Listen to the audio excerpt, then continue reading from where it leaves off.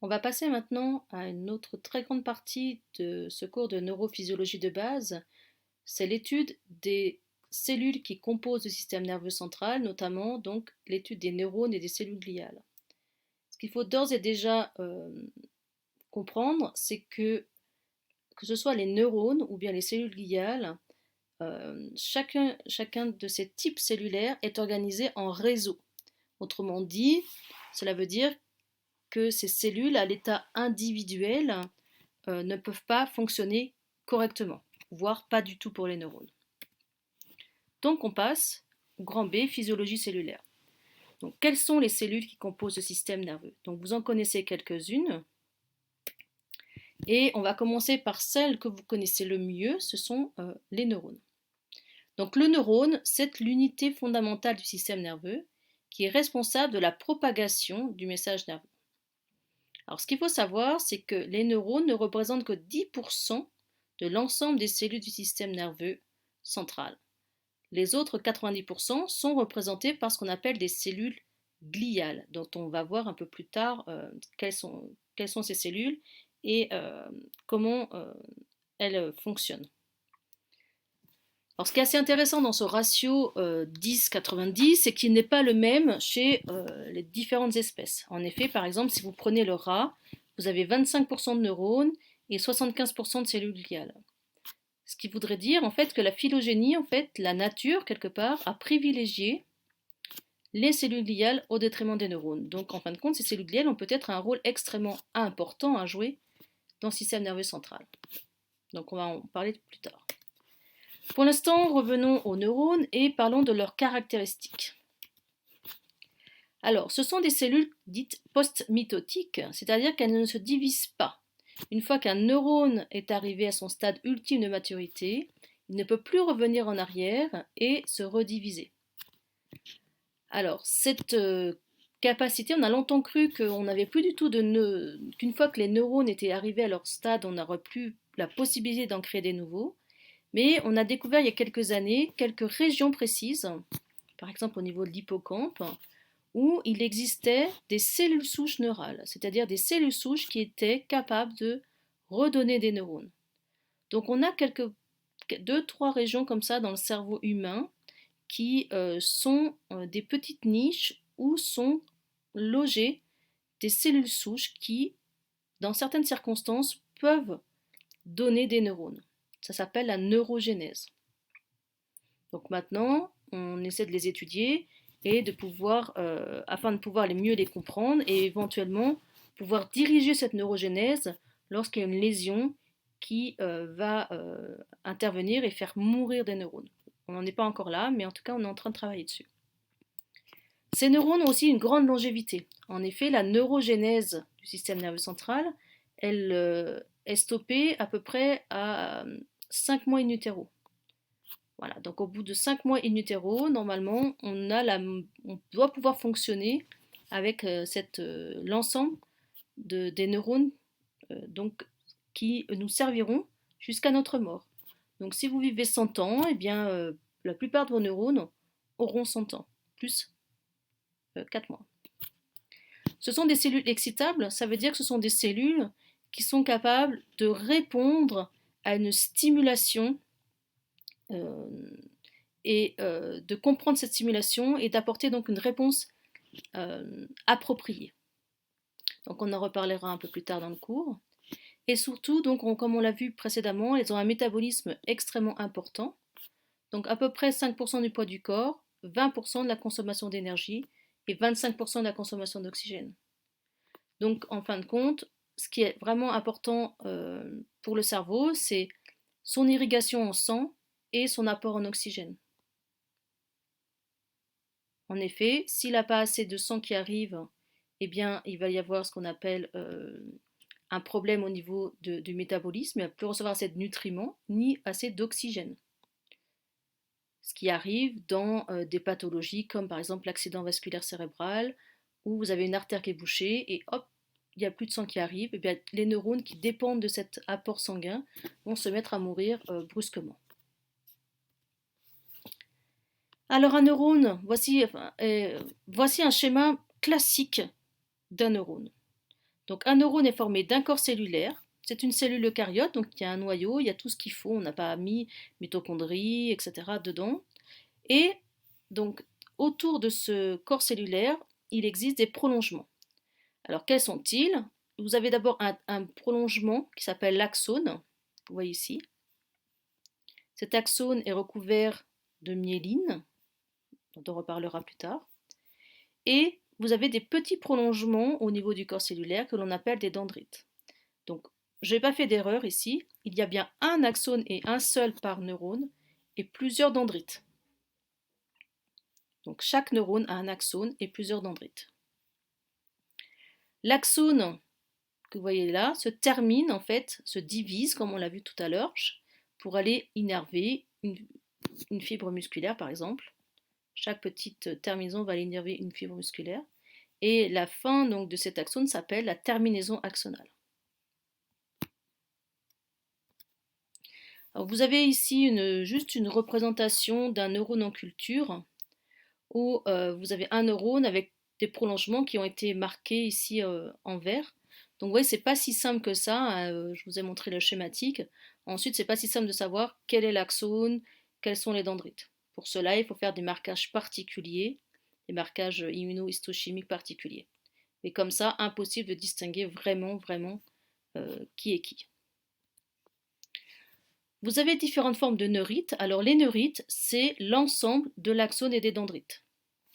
Donc en général, on représente ici un neurone comme un neurone du petit c, là, ici, c'est un neurone du cortex, qu'on appelle un neurone pyramidal parce qu'il a un petit corps là en forme de pyramide, avec des dendrites qui partent de ce corps-là, et un axone, comme ça, qui va aller innerver ensuite différentes parties du cerveau. Et vous avez d'autres neurones. Ici, par exemple, vous avez un neurone du cervelet. Vous avez un axone ici et tout un champ dendritique. On appelle ça l'arbre dendritique. Voilà. Et vous avez donc comme ça différentes formes de neurones. Encore une fois, il est assez communément admis que si vous avez différentes formes de neurones, c'est qu'ils ont probablement différentes fonctions à jouer. Alors tout à l'heure, on a parlé, quand on regardait le schéma, de myéline. En effet, tous les axones longs, c'est-à-dire supérieurs à peu près 1 mm, sont recouverts d'une gaine de myéline. Alors, vous avez ici cette gaine de myéline qui est représentée en vert. Donc, vous voyez, cette gaine n'est pas continue. Elle laisse des petits espaces d'axones nus qu'on appelle les nœuds de Ranvier, du nom de monsieur Ranvier qui a décrit pour la première fois cette anatomie particulière. Donc, cette myéline, elle a plusieurs fonctions dont on détaillera que l'on détaillera plus tard. Elle sert déjà, vous voyez, à protéger les neurones et elle a aussi une fonction dans la propagation de l'information nerveuse. Donc les dendrites, eux, ne sont pas myélinisés. Le message nerveux ne se propage pas n'importe comment, il y a un sens de propagation. Alors il est communément admis, en tout cas on peut dire ça assez schématiquement, que l'information donc arrive au niveau du corps cellulaire via les dendrites et qu'elle repart du corps cellulaire via l'axone. Donc il y a un sens entre l'information qui arrive, qui va être intégrée, et l'information ensuite de la réponse en fait qui va repartir via l'axone. On peut classer ces neurones selon une classification structurale ou une classification fonctionnelle.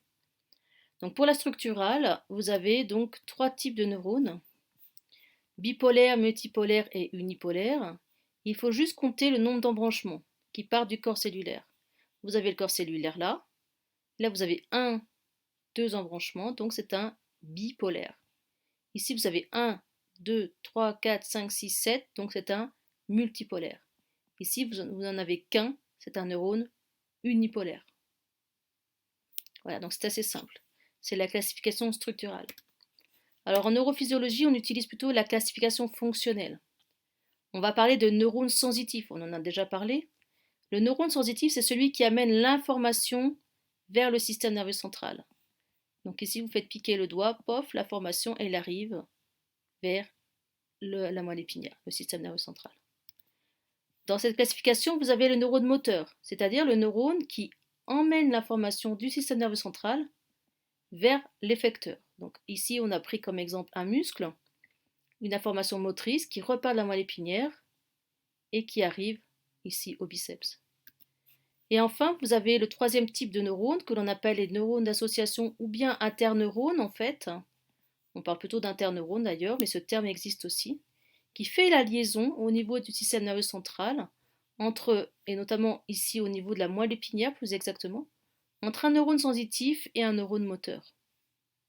Donc là, vous en entendrez parler plus avec le cours de Madame Piala.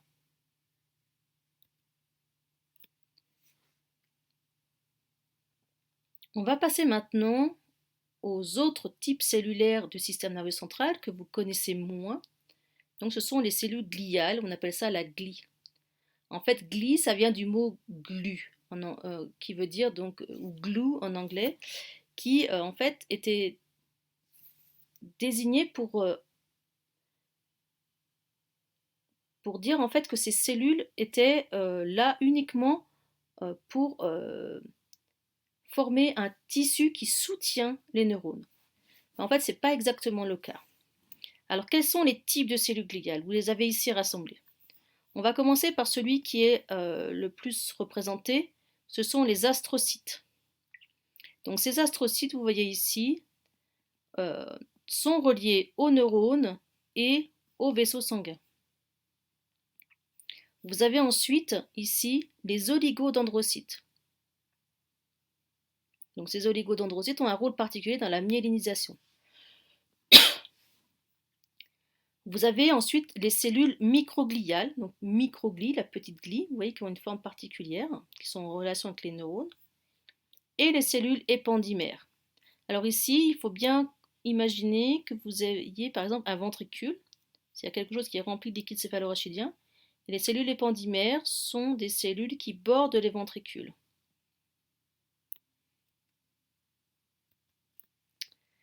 Donc ces cellules gliales, en fait, ce ne sont pas vraiment des cellules anodines, elles ont des rôles extrêmement importants dans le système nerveux central. Ça fait assez peu d'années que l'on s'intéresse à ces cellules gliales, c'est pour ça qu'on commence vraiment à prendre conscience de leur importance. Alors, parmi donc ces rôles, on peut citer celui dans le développement cérébral. En effet, il y a à peu près une dizaine d'années, 15 ans peut-être, 15 ans, on s'est aperçu que les cellules qui étaient à l'origine des neurones étaient des cellules gliales. Autrement dit, c'est une cellule gliale qui, en se divisant, va donner un neurone. Donc ça a été assez révolutionnaire. On pensait que les neurones venaient de cellules immatures neuronales, et bien pas du tout, ce sont des cellules gliales. On appelle cette glie particulière qui donne des neurones la glie radiaire. Donc, vous avez d'abord, au niveau du développement cérébral, l'apparition de cette glie radiaire qui, en se divisant, va donner les neurones. Cette glie radiaire a aussi un rôle dans le guidage de ces neurones vers leur remplacement définitif. En effet, les neurones sont créés à un endroit du système nerveux et ensuite ils migrent pour aller à leur place définitive. Eh bien, la glie radiaire, de par sa forme, aide ces neurones à aller à leur place définitive. Donc un rôle extrêmement important dans l'obtention des neurones et dans l'architecture ensuite du système nerveux. Ces cellules gliales ont également un rôle dans la maturation cérébrale. En effet, un neurone, quand il naît, eh bien, c'est une cellule ronde avec un tout petit prolongement. Et vous avez vu ce que ça peut devenir, c'est-à-dire une cellule avec une multitude de prolongements qui peuvent être parfois très longs. Ça veut dire que le neurone va mûrir.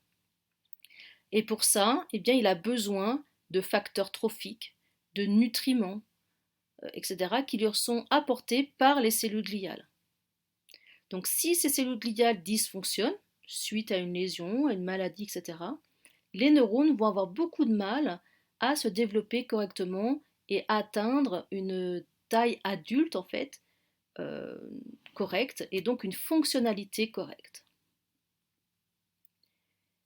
Ces cellules gliales, elles ont aussi un rôle dans le fonctionnement basique du système nerveux central. En effet, l'information elle est générée par les neurones, elle va transiter de neurone en neurone. Et cette information, en fait, ce fonctionnement cellulaire va générer des déchets. Donc, comme toutes les cellules, dans leur métabolisme, génèrent des déchets. Si on laisse ces déchets trop près des cellules, eh bien, ces déchets vont devenir toxiques pour les cellules. C'est comme si vous laissiez vos poubelles tout autour de chez vous sans arrêt, sans les sortir. Au bout d'un moment, l'environnement devient toxique. C'est exactement la même chose pour les neurones. Donc les cellules qui entretiennent, on va dire, l'environnement du neurone, ce sont les astrocytes, ces fameuses cellules gliales. Donc les astrocytes sont chargés d'évacuer les toxines de façon à ce que les neurones puissent fonctionner correctement. On appelle ça le rôle de housekeeping, ils tiennent la maison. Ce sont aussi ces cellules qui apportent aux neurones de quoi manger et de quoi respirer. En effet, les neurones n'ont aucun contact avec les vaisseaux sanguins. Ce sont les astrocytes. Donc ces astrocytes puisent dans les vaisseaux sanguins les facteurs trophiques, les nutriments et l'oxygène et l'apportent aux neurones. Donc là encore, on peut très bien imaginer que si jamais il y a un dysfonctionnement chez ces cellules-là, les astrocytes, eh bien le neurone ne va pas forcément bien s'emporter. Donc forcément l'information nerveuse également. Donc ça peut peut-être engendrer des pathologies. Ces cellules gliales ont un rôle aussi dans la transmission de l'information. En effet, depuis assez peu d'années maintenant, et ça vous ne le trouverez pas dans les bouquins, c'est trop récent, on sait que les astrocytes, notamment, jouent un rôle important dans la transmission de l'information.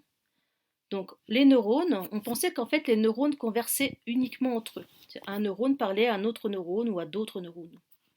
On sait maintenant que ce n'est plus vraiment le cas, qu'entre chaque conversation de neurones, il y a aussi un troisième partenaire qu'on appelle encore là l'astrocyte. L'astrocyte peut moduler l'information donnée entre deux neurones. Et ça donc c'est assez nouveau. Ça veut dire que si l'astrocyte, encore une fois ici, dysfonctionne, l'information entre les deux neurones ne sera pas optimale. Dans la transmission de l'information, on a aussi le rôle des oligodendrocytes. Ce sont les cellules qui vont générer la gaine de myéline. Donc on en a parlé, chaque axone long, je vous rappelle, est entouré d'une gaine de myéline. Donc cette gaine de myéline est fournie par les oligodendrocytes. Et le rôle de cette gaine de myéline est d'augmenter de façon importante la propagation de l'information. Elle va extrêmement plus vite lorsqu'il y a de la myéline. Lorsque ces oligodendrocytes disparaissent, notamment par exemple suite à des maladies auto-immunes, notamment par exemple dans la sclérose en plaques ou dans la sclérose latérale amyotrophique, dans la maladie de Charcot, notamment si vous connaissez, eh bien l'information nerveuse va aller extrêmement lentement. Tellement lentement que quelquefois elle n'aura même pas le temps d'arriver là où elle doit arriver, et ni au niveau périphérique, ni au niveau central. Et donc enfin, ça me permet de terminer sur le rôle pathologique de ces cellules gliales. Un rôle malheureusement tragique, c'est la formation de tumeurs cérébrales. En effet, je vous rappelle que les neurones n'ont plus la capacité de se diviser, donc n'ont pas la capacité à former des tumeurs. Les seules cellules qui ont la capacité à former des tumeurs, ce sont les cellules gliales. Donc tous les cancers du système nerveux central sont des tumeurs gliales. Des astrocytomes, des oligodendrogliomes et d'autres types de tumeurs. Donc les pathologies, on en a vu certaines, la sclérose en plaques, la sclérose latérale amyotrophique, la maladie de Charcot. Et actuellement, étant donné que ces cellules commencent à être de mieux en mieux connues, on commence à soupçonner ces cellules d'être à l'origine d'autres pathologies. En effet, on s'est longtemps focalisé sur le neurone en disant s'il y a un problème dans l'information, c'est la faute du neurone puisque c'est lui qui crée et transporte cette information, et bien maintenant on n'est plus aussi sûr de ça. Donc on est en train de regarder d'autres pathologies sous l'angle des cellules gliales pour voir si ce ne serait pas plutôt un dysfonctionnement des cellules gliales qui entraînerait donc un dysfonctionnement neuronal. Et donc ce qu'il faut traiter, ce n'est pas forcément les neurones, mais plutôt les cellules gliales. Donc vous avez maintenant un résumé de tout ce que j'ai dit précédemment. Donc les astrocytes que vous voyez ici en noir possèdent de nombreux prolongements qui contactent aussi bien les vaisseaux que les neurones. Donc ils assurent les échanges nutritifs, c'est-à-dire que je vous rappelle, ils apportent tout ce qu'il y a d'essentiel pour le neurone, donc les nutriments, les facteurs trophiques, l'oxygène, et ont un rôle aussi, donc on l'a dit, dans la modulation de l'information. Les oligodendrocytes que vous voyez ici, donc vous voyez ici le corps cellulaire, et il envoie des prolongements, donc cette cellule envoie des prolongements sur les différents axones. Donc en fait, plusieurs dizaines d'axones dépendent en fait d'un oligodendrocyte. Donc vraiment, ça permet le soutien fonctionnel du système nerveux central. Enfin, la microglie. Donc cette microglie, elle a plusieurs rôles. On est en train de découvrir au fur et à mesure chacun de ses rôles. Pour l'instant, ce qu'on sait, c'est que cette microglie intervient en cas de lésion. En effet, lorsqu'il y a une lésion dans le système nerveux central, vous allez avoir des cellules qui meurent, donc des déchets cellulaires qui vont se créer, les membranes qui sont cassées, etc. Et donc il faut évacuer ces déchets. Et donc ça, c'est le rôle de la microglie qui va aller phagocyter les cellules endommagées. Alors depuis très peu de temps, je dirais 5 ans à peu près, on sait que cette microglie a aussi un rôle dans l'organisation du cortex lors du développement. Donc un rôle dans la formation structurale morphologique du cortex. Donc vous avez ici un schéma, je ne veux pas que vous l'appreniez, c'est juste pour vous montrer un petit peu que ce n'est pas si simple, toutes ces cellules gliales. Vous avez donc l'astrocyte ici avec tous les récepteurs, les canaux, etc. qui contactent donc un vaisseau sanguin et ici une synapse. Voilà, la synapse, c'est le point de contact entre deux neurones, c'est là où les neurones vont s'échanger les informations. Et donc cet astrocyte-là vient se mêler de la conversation entre les deux neurones, d'accord, comme on l'a vu tout à l'heure. Et on sait que les prolongements d'un astrocyte contactent environ 100 000 synapses. Donc ici c'est la microscopie électronique. Vous voyez ici une coupe d'une synapse avec le neurone présynaptique et le neurone postsynaptique. Ici la zone de conversation et l'astrocyte qui englobe tranquillement ici la synapse. Donc un astrocyte peut se mêler de la conversation d'à peu près 200 000 neurones en fait, puisque voilà. Donc ça veut dire que si cet astrocyte il meurt ou il dysfonctionne, il peut avoir une influence sur à peu près 100 000 synapses.